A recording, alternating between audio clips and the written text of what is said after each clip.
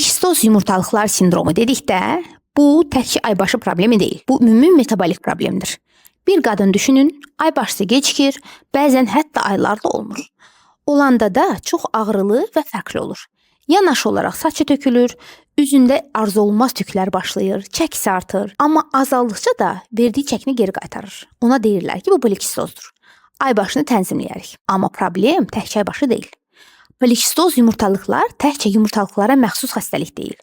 Bu bütün hormonal sistemin balans pozulmasıdır. Metabolik xəstəlikdir. Bədəni bir orkestr kimi düşünsəniz, hər hormon bir alətdir.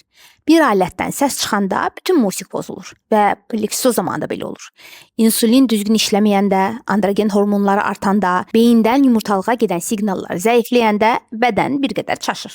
Və bu çaşqınlıq təkcə özünə aybaşıda yox, həmçinin dəridə, çəkidə, saçda, ovulyasiyada, yəni yumurtlamada göstərir. Ona görə də polikistoz yumurtalıqlar sindromu PCOS yalnız aybaşı problemi kimi baxılmaz. Bu çox böyük səhvdir.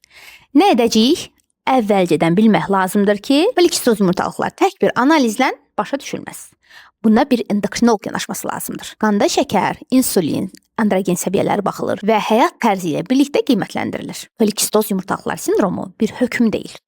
Amma susturulacaq bir problem də deyil və bədəninizi başa düşmək özünüzü günahlandırmaqdan daha güclüdür. Əgər bu hekayədə özünüzdən və ya yaxınlarınızdan bir parça gördünüzsə, paylaşın. Çünki bir çox qadın hələ də problemi yanlış adlandırır.